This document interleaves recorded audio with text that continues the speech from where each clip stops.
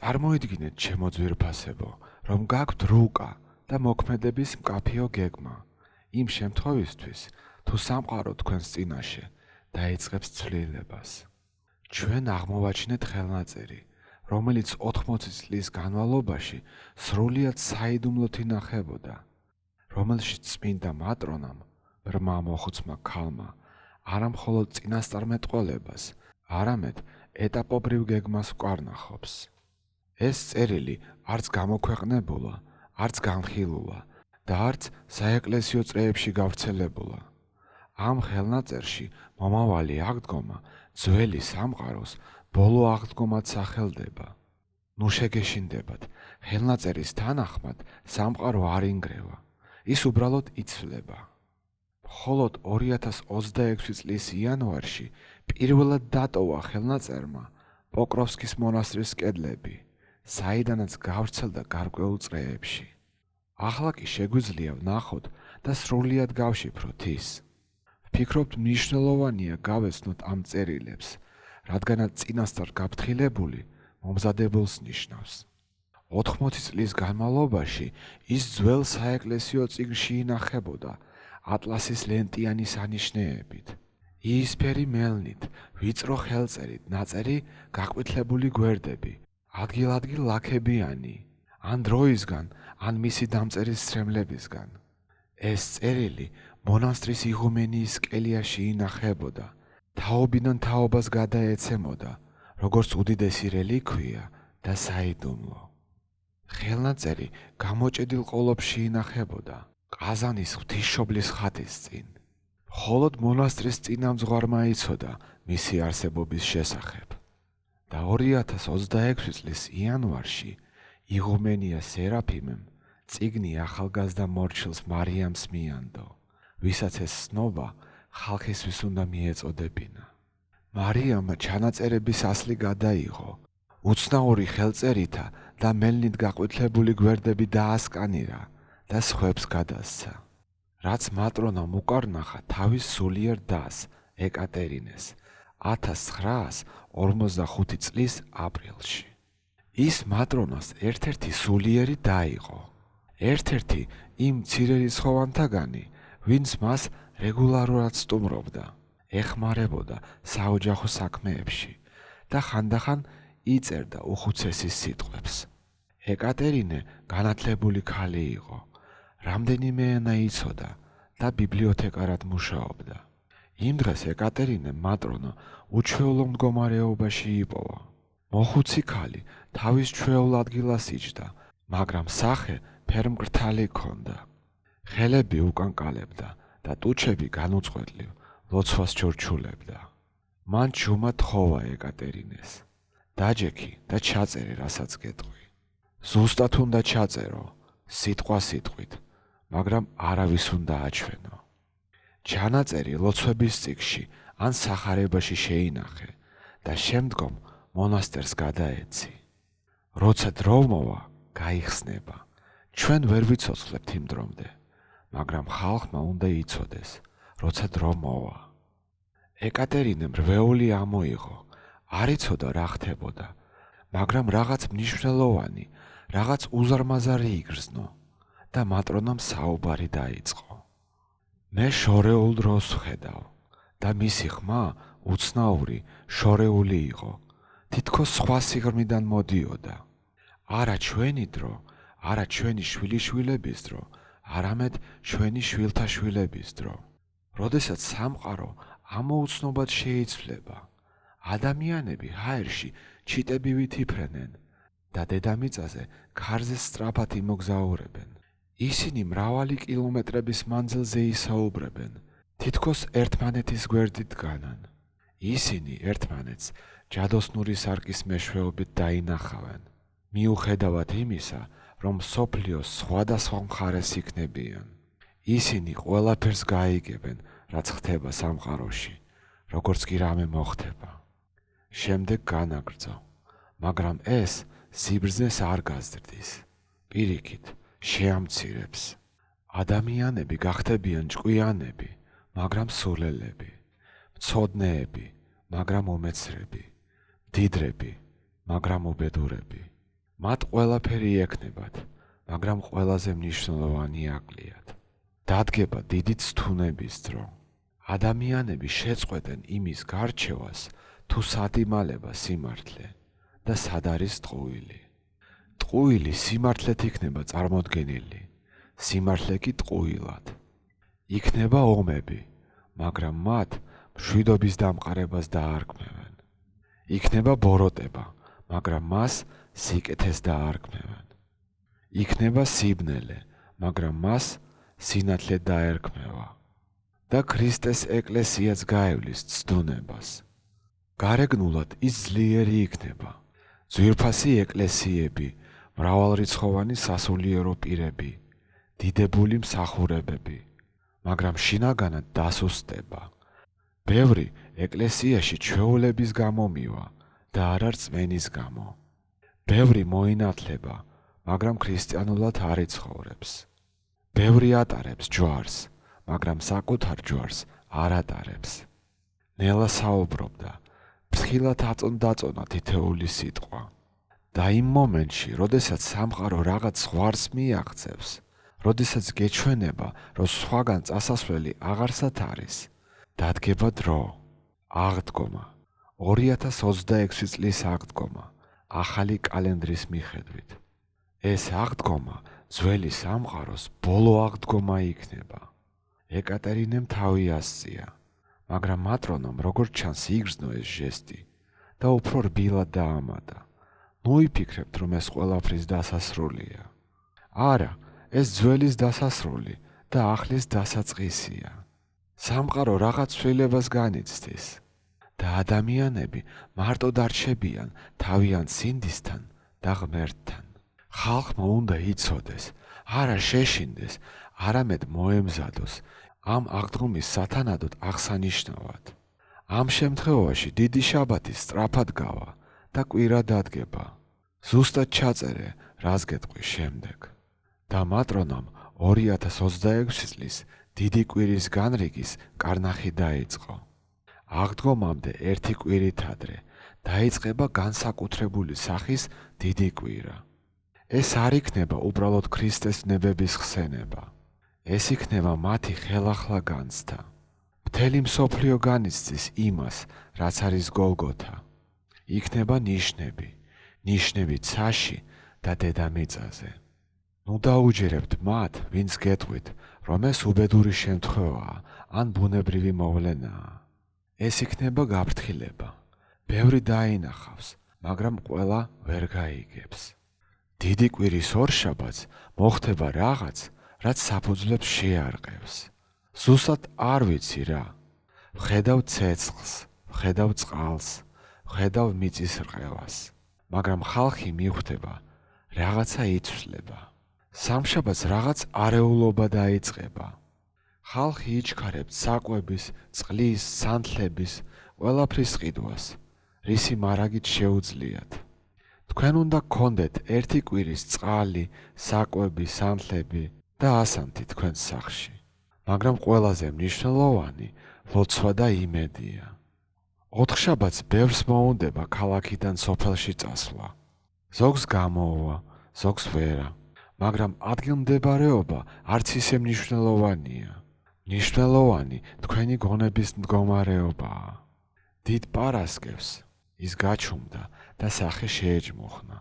დიდ პარასკევს სამყარო გარდაიქმნება. ზუსტად ვერ ვიტყვი როგორ, არ მეძლევა შესაძლებლობა ვნახო დეტალები, მაგრამ იქნება სიბნელე. სიბნელე არ არის აუცილებლად ფიზიკური, ის შეიძლება იყოს სულიერი. იქნება განცდა, რომ ყველაფერი დასრულდა, რომ იმედი არ არსებობს, რომ ღმერთმა მიატოვა სამყარო. ეს ტყუილი იქნება. ღმერთი არასდროს ტოვებს, მაგრამ ასე გამოჩნდება. და ამ მომენტში, როდესაც ყველაზე ბნელია, როდესაც ყველაზე საშიშია, უნდა გავძლოთ, უნდა ვილოცოთ, არ უნდა დავკარგოთ რწმენა. უნდა გვახსოვდეს, რომ პარასკევის შემდეგ კვირა მოდის. დიდ შაბათს იქნება ჩაწყნარება, უცნაური სიმშვიდე. ადამიანები გონს მოეგებიან, ირგვლივ მიმოიხედებიან და ვერ მიხვდებიან, დასრულდა თუ მხოლოდ დასაწყისია. მერე კი აღდგომა დადგება შაბათიდან კვირას ღამე და შუაღამისას, როდესაც მსოფლიოს ყველა ეკლესია იმღერებს ქრისტე აღსდგა. იმ მომენტში კარიბჭეები გაიღება. კარიბჭეები ცასა და დედამიწას შორის. კარიბჭე ძველ და ახალ სამყაროს შორის. კარიბჭე, რომელშიც მადლი შემოვა. ეს სულიერი სამყაროს რეალობაა, რომელიც მატერიალური სამყაროსთვისაც ხილული გახდება. წარმოიდგინეთ კარი, რომელიც საუკუნეების განმავლობაში იყო დაკეტილი. ადამიანურსა და ღვთაებრივს შორის კარი. ადამის დაცემის შემდეგ ეს კარი დაიხურა. ქრისტემ გააღო ის თავისი მსხვერპლით, მაგრამ 2026 წლიდან ის ფართოდ გაიღება. ეს ნიშნავს, რომ ადამიანები დაიწყებენ უხილავის დანახვას, გაუგონარის მოსმენას. სულიერ რეალობებს ისევე ნათლად შეიგრძნობენ, როგორც ახლა მატერიალურს. ზოგი დაინახავს ანგელოზებს, ზოგი წმინდანებს, ზოგი იგრძნობს მადლს, რომელიც მდინარესავით მოედინება, ზოგი კი ზეციურ გალობას გაიგონებს. ყველას ექნება საკუთარი გამოცდილება, მაგრამ ყველა მიხვდება, ღმერთი არსებობს, ის ახლოსაა. მაგრამ კარიბჭე ყველასთვის გაიღება და ეს ბნელ ძალებსაც ნიშნავს. დემონები ცხილულები გახდებიან, არა პირდაპირი მნიშვნელობით, ყველა არ დაინახავს მათ რქებითა და გუდებით, როგორც სურათებშია, მაგრამ ადამიანები ბოროტებას ისეც დაინახავენ, როგორც ის სინამდვილეშია, შელამაზების, გამართლების, ლამაზი სიტყვების გარეშე. ტყუილი ტყუილად აღიქმება, ღალატი ღალატად, სიძულვილი კი სიძულვილად. და თვითეულ ადამიანს მოუწევს სწრაფად, მყისიერად აირჩიოს, ვის მხარესაა, სინათლის თუ სიბნელის მხარეს. გული თავად გააკეთებს არჩევანს და ყველაფერი, რაც მოყვება, ამ არჩევანზეა დამოკიდებული. ვინც სინათლეს აირჩევს, იგრძნობენ სიხარულს, რომელიც აქამდე არასდროს განუცდიათ. იგრძნობენ კავშირს მთელ სამყაროსთან, ყველა ადამიანთან, ღმერთთან. ისინი, ვინც სიბნელეს აირჩევს და ისინი, ვინც არჩევანს ვერ მოახერხებენ, დაიბნევიან, შეშინდებიან, იგრძნობენ თავს, თითქოს რაღაც მნიშვნელოვანი გამოტოვეს, თითქოს შანსი ხელიდან გაუშვეს, თითქოს უკან დარჩნენ, მაგრამ მათთვის იმედი მაინც არსებობს. კარიბჭეები მაშინვე არ დაიხურება. ის კიდევ ცოტა ხანს ღია დარჩება, არ ვიცი რამდენ ხანს, შეიძლება დღეები, შეიძლება თვეები. ყველას ექნება დრო, რომ გადახედოს, დაბრუნდეს, მაგრამ რაც უფრო დიდხანს გადადებენ, მით უფრო გაძნელდება. კარიბჭის გაღების შემდეგ დაიწყება ახალი სამყარო. რა თქმა უნდა, არა მაშინვე. სამყარო ერთ ღამეში არ შეიცვლება, მაგრამ დაიწყება პროცესი, რომლის შეჩერება შეუძლებელია. ადამიანები დაიწყებენ ცვლილებას. ისინი, ვინც კარიბჭე გაიარა, ვინც სინათლე აირჩია, განსხვავებული გახდება. არა გარეგნულად, არამედ შინაგანად. ისინი დაიწყებენ ერთმანეთის გაგებას სიტყვების გარეშე, ერთმანეთის სიხარულით გახარებას. დაავადებები დაიწყებს უკან დახევას. არა ყველა ერთდროულად, არა ყველასთვის, მაგრამ ბევრი განიკურნება. განიკურნება არა მხოლოდ ფიზიკურად, არამედ გონებრივად, სულიერად. ადამიანები შეწყვეტენ ტყუილს, არა იმიტომ, რომ ეშინიათ, არამედ იმიტომ, რომ არ შეუძლიათ. ძალადობა, სისასტიკე, ბოროტება, ეს ყველაფერი გაქრობას დაიწყებს. ნელ-ნელა, თანდათანობით, მაგრამ აუცილებლად. სამყარო ერთ ღამეში 64-ით არ იქცევა, მაგრამ სამყარო დაიწყებს იმ მდგომარეობისკენ მიახლოებას, რაც დაცემამდე იყო. კვლავ იქნება სირთულეები, იქნება განსაცდელები. ძველი სამყარო ასე ადვილად არ წავა. იქნებიან ისეთები, ვინც შეეცდება ძველი წესრიგის, ძველი ტყუილის, ძველი ბოროტების შენარჩუნებას. იქნება კონფლიქტები, დაპირისპირებები. მაგრამ ყველაზე მნიშვნელოვანი ბავშვებია. ისინი ანგელოზებს დაინახავენ. მათთვის ეს ბუნებრივი იქნება. ანგელოზები იქნებიან მათი თანამგზავრები, მეგობრები, მასწავლებლები. მათი სიყვარული იქნება სუფთა, უპირობო, ყოვლის მომცველი. მაგრამ ამ ბავშვებს დაცვა დასჭირდებათ. სამყარო ძველია. ისინი ხიდია ჩვენსა და მომავალ სამყაროს შორის. გიყვარდეთ ისინი. მხოლოდ ბოლო, ყველაზე მნიშვნელოვანი რამ დარჩა. ის შეჩერდა, ძალები მოიკრიბა. შემდეგ ნელა ილაპარაკა. თითოეული სიტყვა წარმოთქვა. უთხარით მათ, ვინც 2026 წელს იცხოვრებს. უთხარით ჩემგან, მოხუცი ბრმა ქალისგან, რომელსაც ეს სამყარო თვალით არასდროს უნახავს, მაგრამ გულით ნახა. ნუ გეშინიათ, რაც მთავარია, ნუ გეშინიათ. ყველაფერი რაც ხდება, დასასრული არ არის. ეს დასაწყისია, ეს დაბადებაა.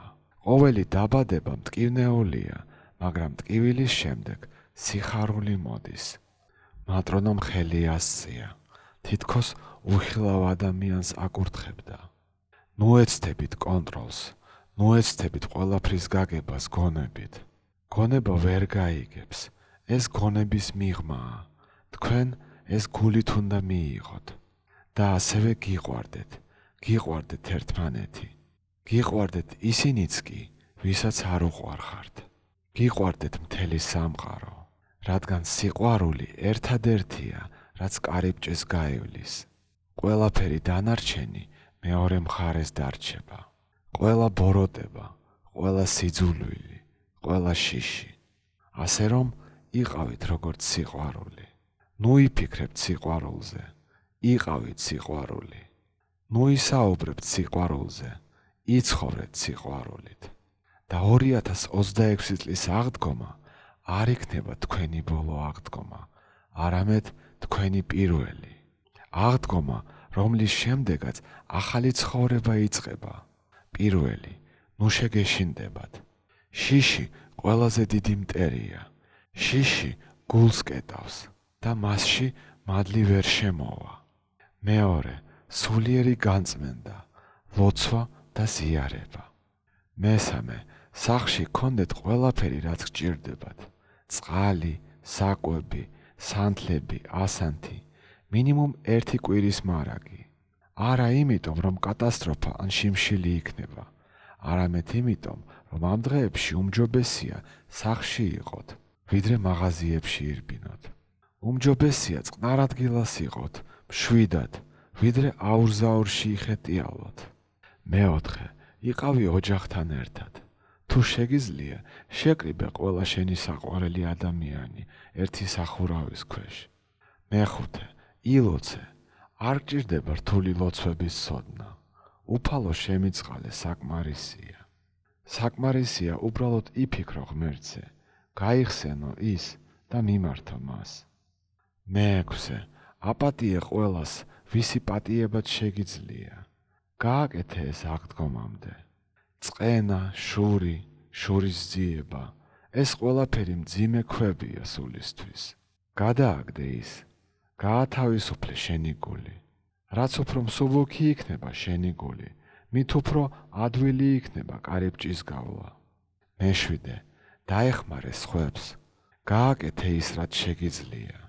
თანაგრძნობა კარიბჭეს აღებს. მერვე, ნუ განსჯით. ამ დღეებში ყველა განსხვავებულად მოიქცევა. არავის განსაჯოთ, ყველა თავის გზაზეა. ყველა საკუთარ ჯვარს ატარებს. თქვენ მხოლოდ საკუთარ თავზე ხართ პასუხისმგებელი. მეცხრე, ნუ მიეჯაჭვებით მატერიალურ ნივთებს. როგორც კი კარიბჭე გაიღება, ყველა მიხვდება, რა არის ყველაზე მნიშვნელოვანი. მეათე, უბრალოდ გჯეროდეთ. გჯეროდეთ, რომ ყველაფერი რაც ხდება, თქვენი საკეთილდღეოდ ხდება. ყველა საკეთილდღეოდ. პირველი ნიშანი, ცა. შეხედეთ ცას 2026 წლის მარტსა და აპრილის დასაწყისში. თქვენ შეიძლება დაინახოთ რაღაცა უჩვეულო. შეიძლება ჩრდილოეთის ციალი იქ გამოჩნდეს, სადაც ჩვეულებრივ არ ჩანს. შეიძლება ვარსკვლავები უცნაურად იმოძრაონ. მეორე ნიშანი დედამიწაა. შესაძლოა მიწისძვრები იქ მოხდეს, სადაც მათ ყველაზე ნაკლებად ელოდებიან. შესაძლოა ზღვები ნაპირიდან გადმოვიდეს. შესაძლოა მთები კვალს ამოუშვებს. მესამე ნიშანი ცხოველებია. ცხოველები, ფრინველები, თევზები. ისინი უცნაურად მოიქცევიან. ფრინველები უადგილო დროს შეიკრიბებიან.